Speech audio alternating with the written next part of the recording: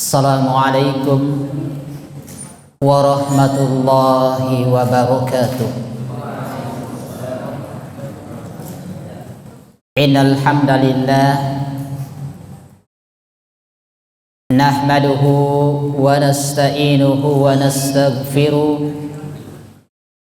wa na'udzu billahi min syururi anfusina wa sayyiati a'malina. May yahdihillahu fala mudilla lahu wa may yudlilhu fala hadiyalah. Asyhadu an la ilaha illallah wahdahu la syarika lah iqraran bihi wa tauhida wa asyhadu anna Muhammadan abduhu wa rasuluh sallallahu alaihi wa sallama tasliman mazida, amma ba'd. Ikhwa wa akhwat jamaah salat maghrib rahimani wa rahimakumullahu jami'a. Alhamdulillah,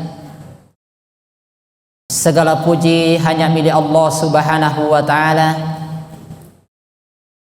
yang terus tercurahkan kepada kita sampai pada saat ini. Alhamdulillah, untuk kembali duduk mendengarkan satu ayat, satu hadits yang diuraikan oleh para ulama berkaitan dengan bagaimana seseorang memperbaiki keyakinan dia.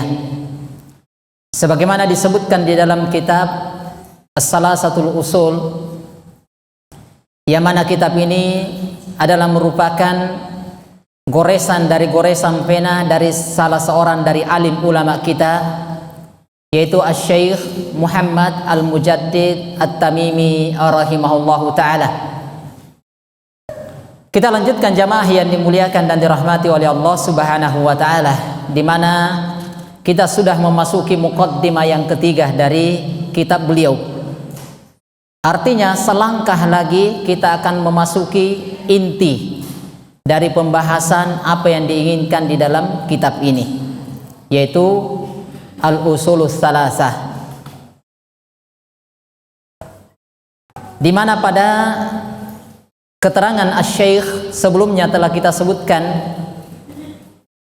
yaitu wa a'dhamu ma amarallahu bihi at-tauhidu, perkara yang paling mulia, perkara yang paling besar yang Allah subhanahu wa ta'ala perintahkan kepada seorang hamba adalah mentauhidkan dia, yaitu ifradullahi bil ibadah, mengesahkan, menghususkan, menyendirikan Allah subhanahu wa ta'ala di dalam ibadah. Dan pernah kita sebutkan uraian Syekhul Islam Ibnu Taimiyah rahimahullahu ta'ala tentang al-ibadah, kapan dia masuk dalam lingkup ibadah atau masuk dalam cakupan ibadah, suatu amalan yang kita kerjakan, maka itu khusus untuk Allah subhanahu wa ta'ala, hanya diperuntukkan untuk Allah subhanahu wa ta'ala, tidak boleh kepada yang lainnya. Di mana Syekhul Islam Ibnu Taimiyah rahimahullahu ta'ala pernah mengatakan, atau dari ucapan yang masyhur tentang ibadah, beliau mengatakan al-ibadatu, yang namanya ibadah, ismun jami'un, adalah nama yang melingkup atau mencakup likulli ma yuhibbuhu Allah wa yardah, segala sesuatu yang kita inginkan adanya ridho dari Allah subhanahu wa ta'ala, adanya cinta wa yardah dan ridho dari Allah subhanahu wa ta'ala. Kita mengharapkan di balik amalan perbuatan yang kita lakukan, ibadah atau kebaikan, ganjaran, adanya cinta, itulah adalah ibadah. Minal aqwali, baik berupa ucapan, wal aqwali ataupun perbuatan, ad-dhahira wal batin, baik yang nampak maupun yang tersembunyi. Kapan kita inginkan di balik itu ada pahala, ada kecintaan, ada ridha. maka itu ibadah. Ketika dikatakan ibadah, maka ibadah itu tidak boleh kita serahkan kepada selain Allah Subhanahu wa Ta'ala, apapun bentuknya. Apapun bentuknya. Maka ini jamaah yang dimuliakan oleh Allah Subhanahu wa Ta'ala, dan ini yang pernah kita sebutkan pada keterangan sebelumnya.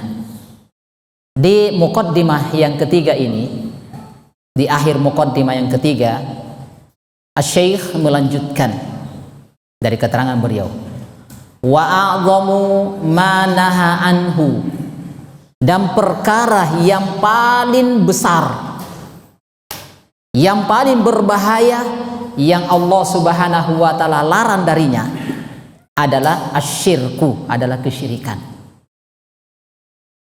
Kalau yang sebelumnya disebutkan perkara yang paling mulia, yang paling agung, yang Allah Subhanahu wa Ta'ala perintahkan adalah tauhid, mengisahkan Allah dalam ibadah.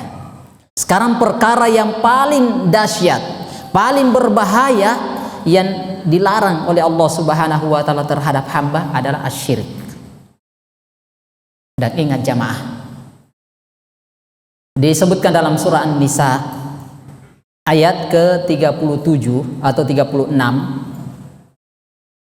disebutkan di matan atau yang disebutkan oleh Syekh, bahwasanya perintah pertama yang ada di dalam Al-Quran yang pernah kita sebutkan sebelumnya, yaitu at-tauhid. Sedangkan larangan yang pertama yang ada di dalam Al-Quran adalah larangan berbuat syirik, di mana Allah Subhanahu wa Ta'ala mengatakan wa'budullaha wa la tusyriku bihi syai'a. Ini jelas perintah beribadah hanya kepada Allah Subhanahu wa Ta'ala, wa la tusyriku bihi syai'a. Jangan berbuat syirik sedikit pun. Ini yang disebutkan oleh Allah Subhanahu wa Ta'ala dalam surah An-Nisa ayat yang ke-36. Maka ini jamaah, keterangan-keterangan seperti ini tentunya itu tertuang di dalam kalimat la ilaha illallah. Ketika seseorang mengucapkan kalimat la ilaha illallah, maka di situ melingkup dua hal. Wa'budullaha wa la tusyriku bihi syai'a. Coba cermati. Ketika kita mengucapkan la ilaha illallah, berarti kita mengucapkan suatu kata yang la ilaha. Tidak ada sesembahan yang hak. Berarti hanya dia yang disembah. Illallah, kecuali Allah, berarti hanya dia yang disembah. Berarti keharusan dari kalimat ini berarti tidak boleh beribadah, menyembah kepada selain Allah Subhanahu wa Ta'ala. Maka itulah wala tusyriku bihi syai'a. Nah, kata beliau, kita lanjut, kata beliau wa'adhamu ma naha anhu asyirku, perkara yang terberat, terbesar yang Allah Subhanahu wa Ta'ala larang dari seorang hamba adalah asyirik. Apa itu syirik? Wa huwa, kata Syekh, da'watu ghairihi ma'ahu. Da'watu ghairihi ma'ahu, meminta, berdoa, memohon kepada selain Allah bersama Allah. Dan ini banyak menimpa kaum muslimin jamaah. Di sebagian sisi dia beriman kepada Allah, di sisi yang lainnya dia terjatuh dalam perbuatan syirik. Sehingga ini yang perlu kita waspadai dan khawatirkan jamaah. Kenapa perlu kita waspadai dan khawatirkan? Karena Allah Subhanahu wa Ta'ala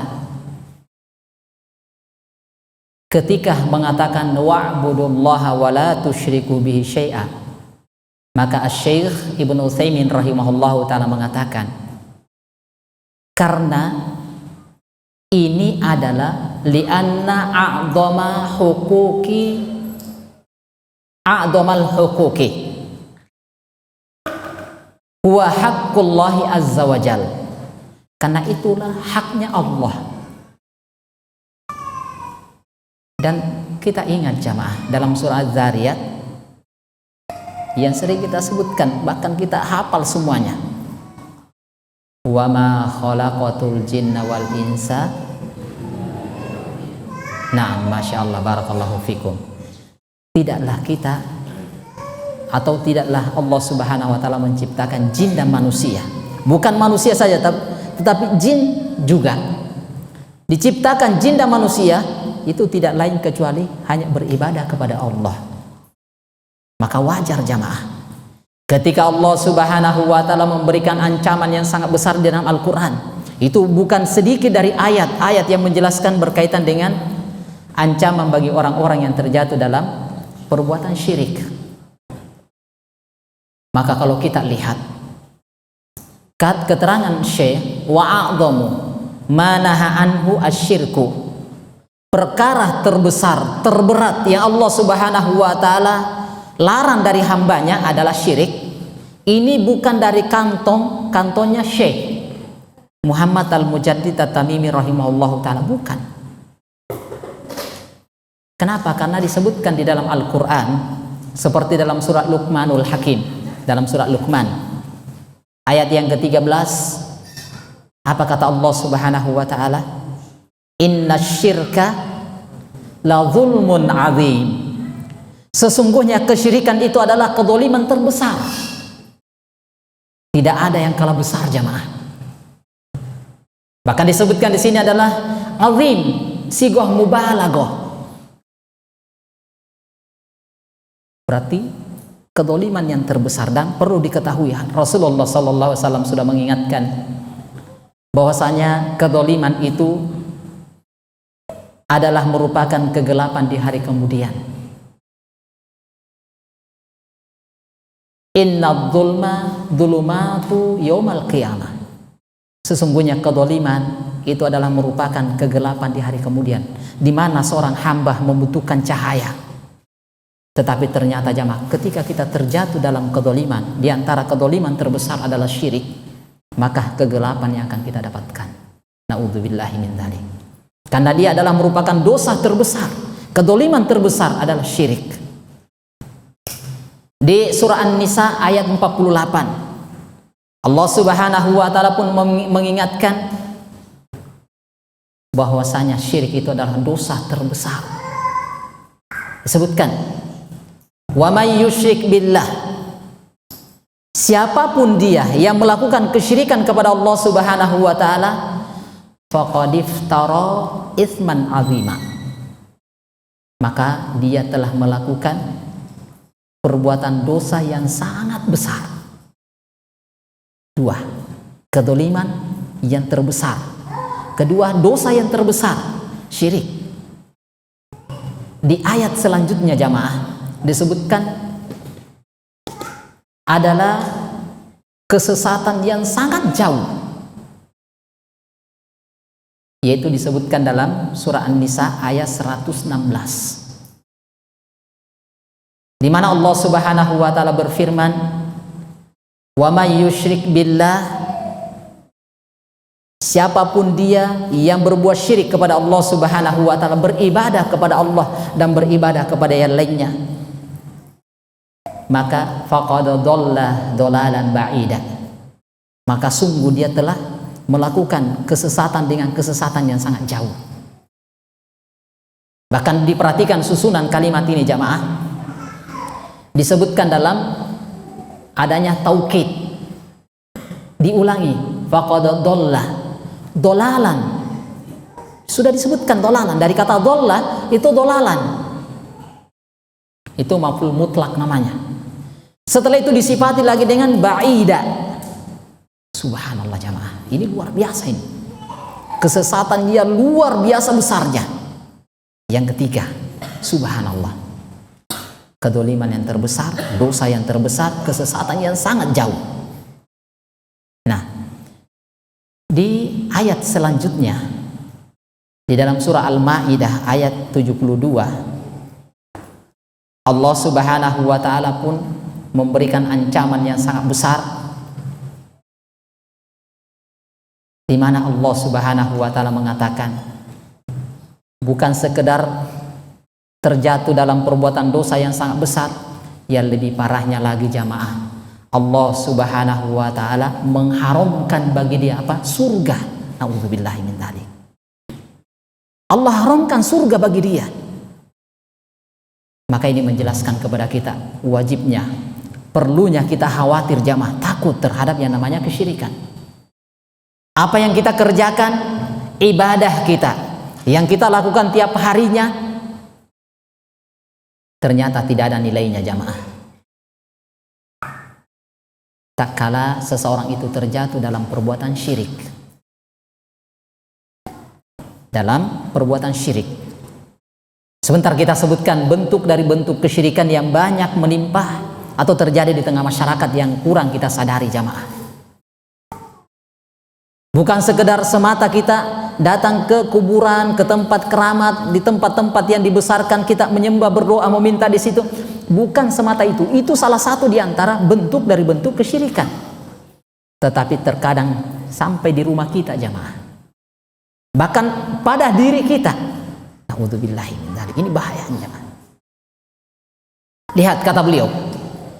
Di ayat selanjutnya di surah Al-Maidah ayat yang ke-72, Allah Subhanahu wa taala, innahu, sesungguhnya, may yusyrik billah, siapapun dia yang melakukan kesyirikan kepada Allah Subhanahu wa taala, faqad harramallahu alaihil jannah.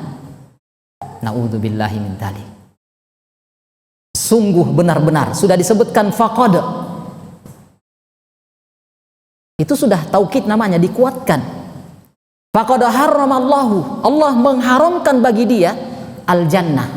Kalau begitu jamaah, Allah haramkan bagi kita surga, kemana kita jamaah?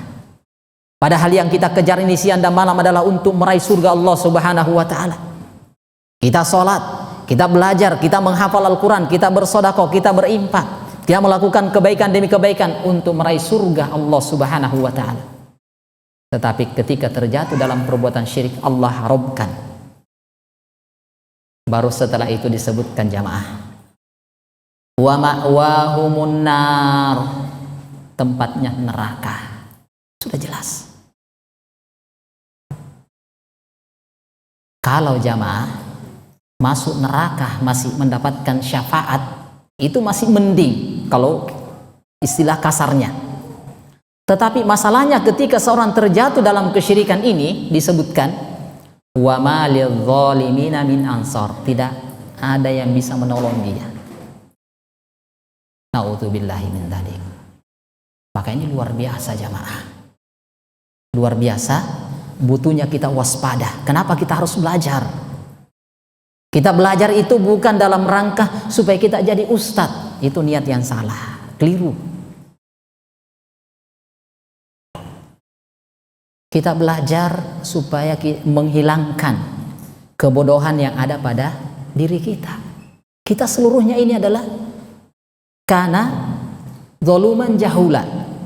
Kita ini banyak berbuat zalim, sisi lain adalah jahula. Sudah bodoh di atas kebodohan. Tapi terkadang jamaah, kalau kita tidak belajar itu, kita merasa pintar. Semakin kita tidak belajar, semakin merasa pintar. Tetapi kalau kita semakin belajar, lihat kitabnya para ulama, kita belajari goresan-goresan penah yang dituangkan dalam kertas oleh para ulama, kita dengarkan ceramah-ceramah para ulama, ternyata kita rasa, kok saya ini tambah bodoh. Semakin banyak perkara yang saya tidak mengetahuinya atau tidak tahu. Nah, lihat jamaah yang dimuliakan oleh Allah Subhanahu wa taala. Di dalam surat yang lainnya, di dalam surah Nisa ayat 48, Allah Subhanahu wa taala mengatakan, sudah disebutkan di ayat surah Al-Maidah 72 tadi, tempatnya neraka, diharamkan bagi dia surga dan tidak ada yang bisa menolong dia. Dan ini jamaah, kalau dia disiksa, dia dihisab yaumul qiyamah, tetapi setelah itu dia akan dipindahkan, diampuni dosanya setelah dihisab, setelah disiksa. Ternyata di dalam surah An-Nisa ayat 48 ternyata dosanya juga tidak bisa diampuni. Ini pelaku syirik. Maka lihat di ayat 48 dari surah An-Nisa, Allah Subhanahu wa taala mengatakan innallaha, sesungguhnya Allah Subhanahu wa taala la yaghfiru, tidak akan mengampuni, ayyushraka bihi, bagi siapa yang melakukan kesyirikan, wa yaghfiru ma duna dzalika liman yasha, tetapi dosa selain itu akan diampuni oleh Allah Subhanahu wa taala, tapi syirik tidak ada. Maka ini butuh kewaspadaan bagi kita jamaah. Kenapa tidak ada yang namanya pengampunan dosa? Tidak ada yang namanya pengampunan dosa. Ini jamaah yang dimuliakan dan dirahmati oleh Allah Subhanahu wa taala. Dan masih banyak ayat dan hadits-hadits yang berkaitan dengan ini, tetapi ini sudah cukup bagi kita untuk menjelaskan atau mengingatkan kepada kita alangkah ngerinya yang namanya kesyirikan. Kedzaliman terbesar, dosa terbesar, kesesatan yang paling jauh, diharamkan surga, tempatnya neraka dan tidak akan diampuni dosanya, dan tidak ada yang mampu menolong dia. Naudzubillahi min dzalik. Maka jamaah yang dimuliakan oleh Allah Subhanahu wa taala, kenapa kita terus semangat belajar, mempelajari kitab-kitab akidah, kitab tauhid dari kalangan para ulama? Karena ini yang kita khawatirkan jamaah, di mana kita ketahui bahwasanya bentuk dari bentuk kesyirikan ini beraneka ragam bentuk dan bentuknya, berbagai macam bentuk dari bentuk-bentuk kesyirikan. Di antaranya jamaah, kita memakai cincin. Kalau pakai cincin dalam syariat tidak dilarang, silahkan, tafadhol pakai cincin. Tetapi ketika cincin itu ada anggapan, ada keyakinan bahwasanya dengan adanya cincin ini adalah liraf'il bala, adalah untuk mengangkat bencana atau menjaga dia dari musibah dan bencana, melindungi dia, itulah syirik. Ini jamaah, apalagi biasanya ada dipasang yang benang yang berwarna hitam ini di sini, di jari-jarinya, atau biasanya di sini, atau biasanya di kalung, atau di ikat pinggang. Ini hati-hati jamaah, ini semuanya adalah bentuk dari bentuk kesyirikan. Biasanya anak kecil itu kalau baru lahir, biasanya itu dibuatkan dari benang yang berwarna hitam, kemudian diikatkan di tangannya. Untuk apa ini? Menjaga dari gangguan syaitan. Ini syirik jamaah, bentuk dari bentuk kesyirikan. Sehingga ini yang kita butuh hindari, kita jauhi yang begini jamaah. Di rumah, biasanya kalau pulang, lihat di rumah, di belakang pintu apa yang ada.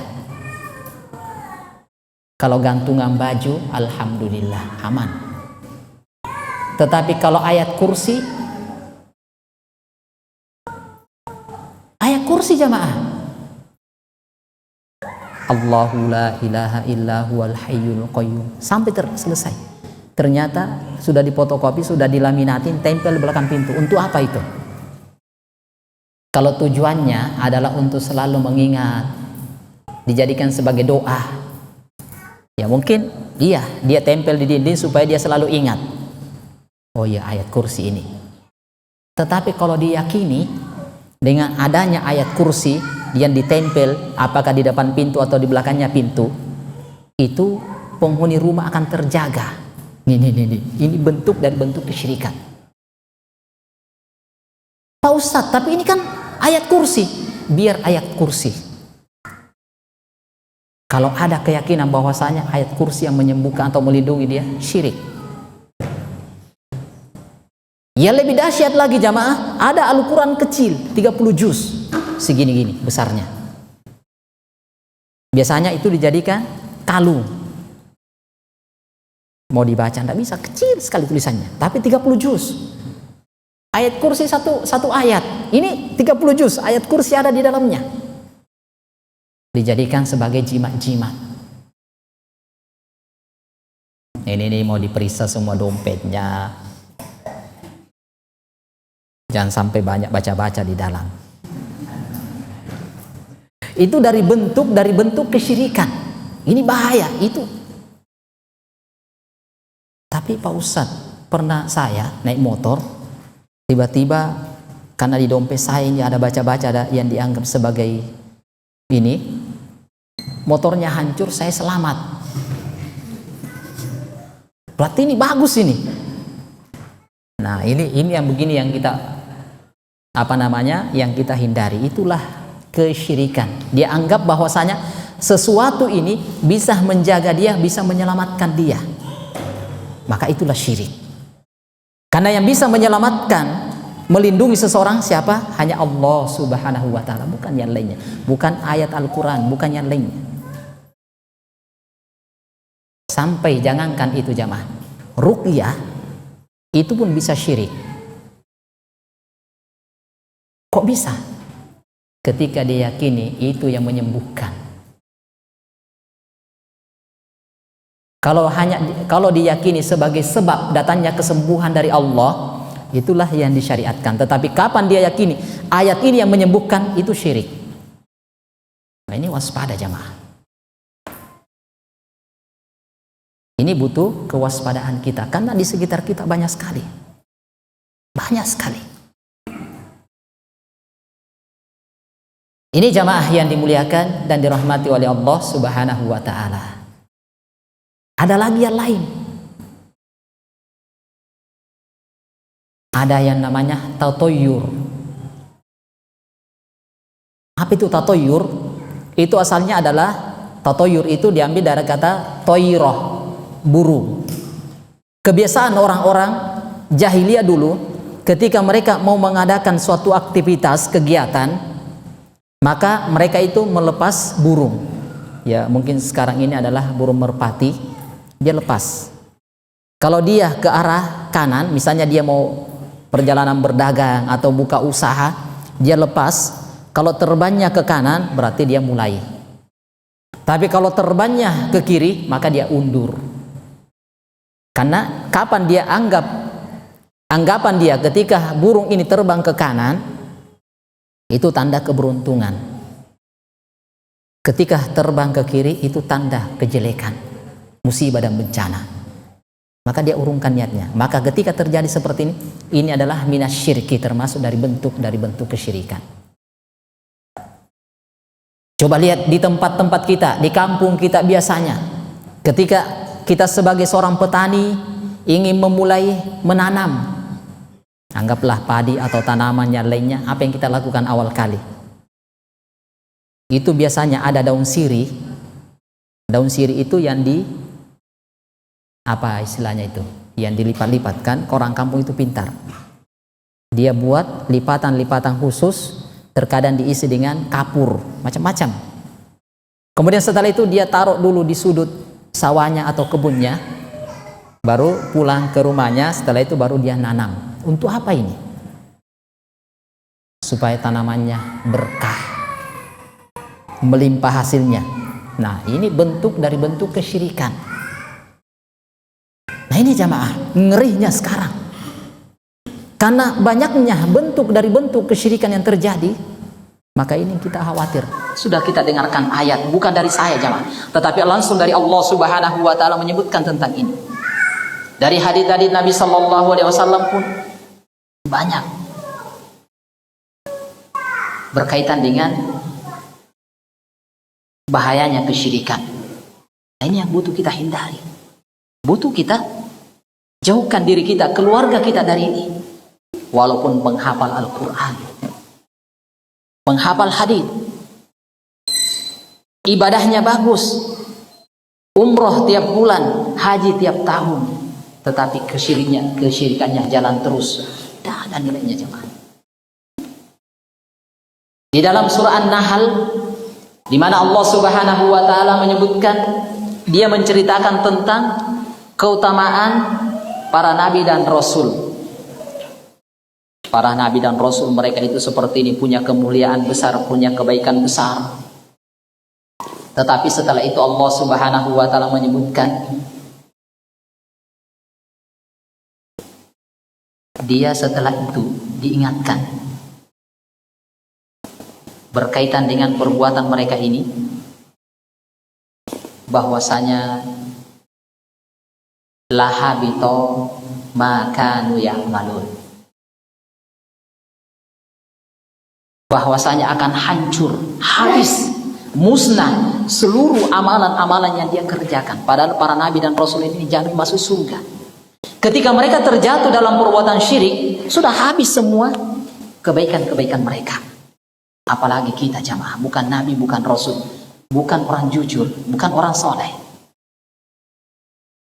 Maka lebih pantas bagi kita untuk senantiasa waspada, senantiasa khawatir dan khawatir berkaitan dengan syirik ini, berkaitan dengan syirik. Ini jamaah yang dimuliakan dan dirahmati oleh Allah Subhanahu wa taala. Wallahu taala a'lam bissawab. Kemudian di sini juga diterangkan berkaitan dengan syirik itu, asyirku nau'an. Kesyirikan itu terbagi dua. Asyirku nau'ani. Kesyirikan terbagi dua. Yang pertama adalah an-nau'ul awal, jenis yang pertama dari bentuk kesyirikan adalah asyirkul akbar, adalah syirik besar.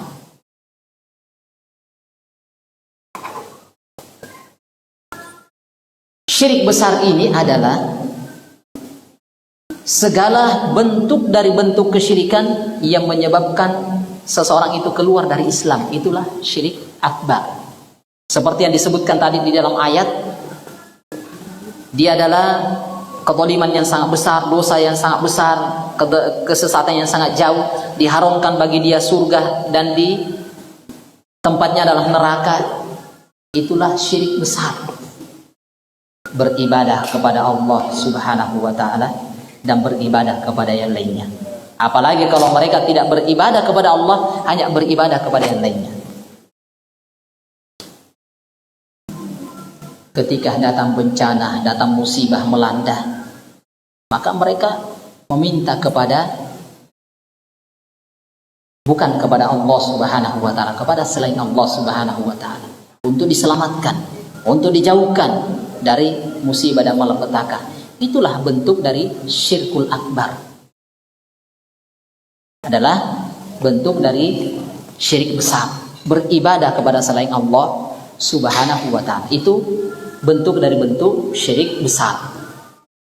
Adapun an-nau'u tsani, jenis syirik yang kedua adalah asyirkul asghar, syirik kecil. Nah, bagaimana kalau syirik kecil ini? Syirik kecil ini biasanya disebutkan oleh para ulama adalah ar-riya, adalah riya.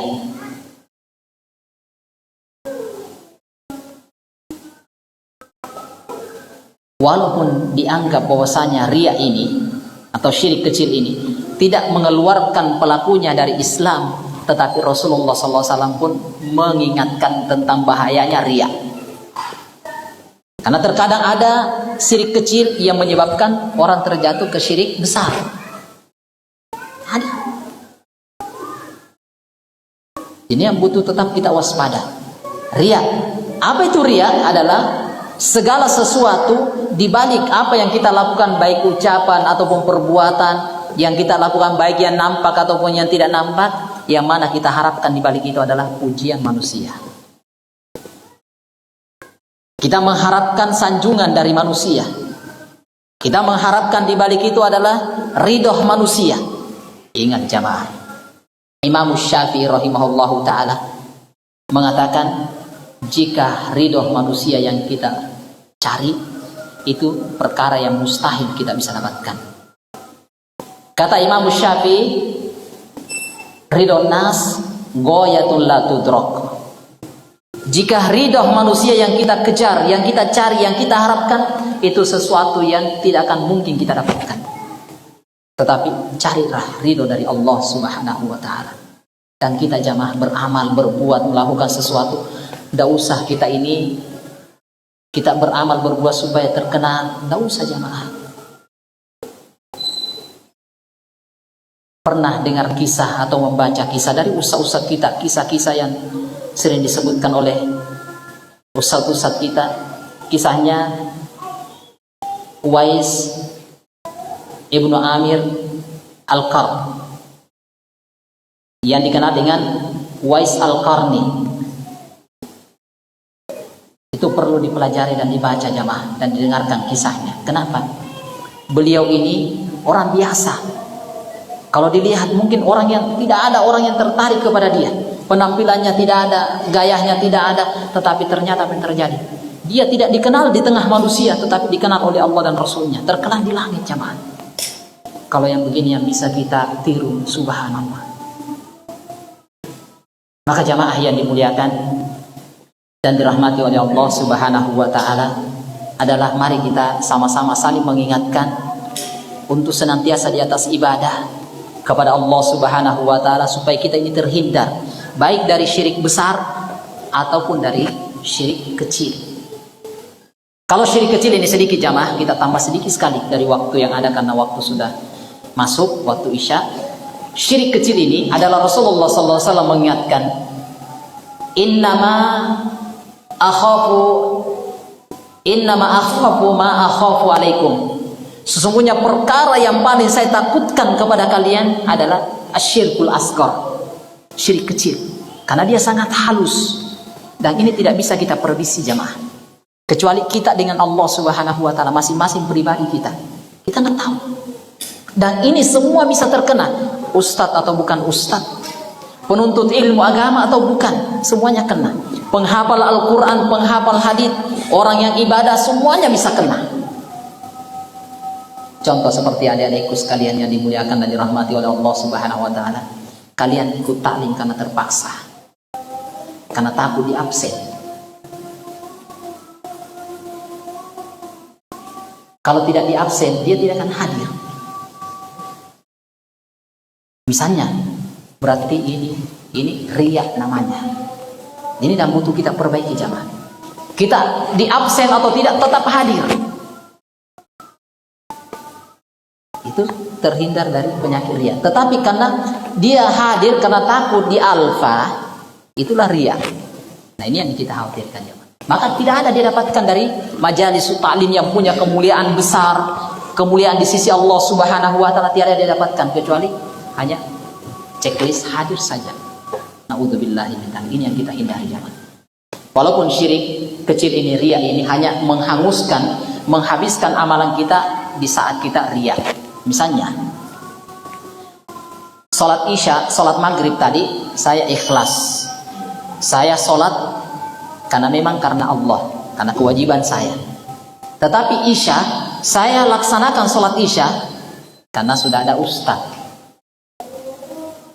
Saya perbaiki sholat Isya saya perbaiki bacaan Al-Quran saya supaya dianggap wah mantap ini. Itu riya, hancur, tidak ada nilainya.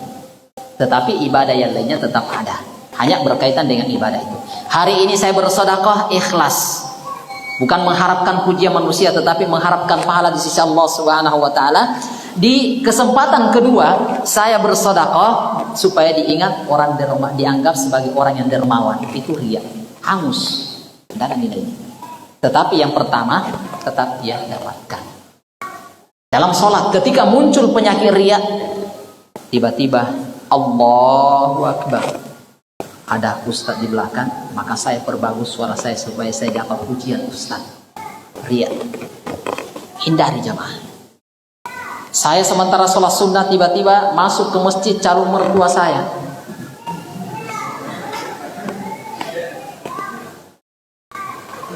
Atau misalnya kebetulan di ikhwah, di laki-lakinya ada akhwat di belakang dia senter. Oh, dia ikut taklim juga si fulana. Saya harus permantap, saya harus bagaimana supaya tetap mendapatkan pujian dari si fulana. Demikian pula sebaliknya jamaah. Demikian pula sebaliknya. berkaitan dengan si akhwatnya, dia rajin majelis taklim karena ada laki-laki yang diincar. Nah, ini semuanya riya. Ini yang butuh dihindari. Ini yang butuh kita hindari. Maka mari kita belajar, sama-sama belajar. Mudah-mudahan dengan ini Allah Subhanahu wa taala senantiasa menjaga kita, melindungi kita semuanya. Dan ikhwati fiddin, kami tentunya berharap kepada antum semuanya dan orang-orang yang mendengar majelis taklim kita, jangan lupa jamaah, yang kami senantiasa ingatkan kepada antum semuanya dan kepada diri saya sendiri adalah banyak mendoakan orang-orang yang telah berjasa kepada kita jamaah. Orang tua kita, kedua orang tua kita, sisihkan waktu untuk senantiasa berdoa di waktu-waktu mustajabah. Yang kedua yang paling banyak berjasa setelah orang tua kita adalah ustadz-ustadz kita. Maka doakan beliau, doakan ustadz-ustadz kita, siapapun dia yang mengajari kita, yang membimbing kita, mengarahkan kita, doakan dia.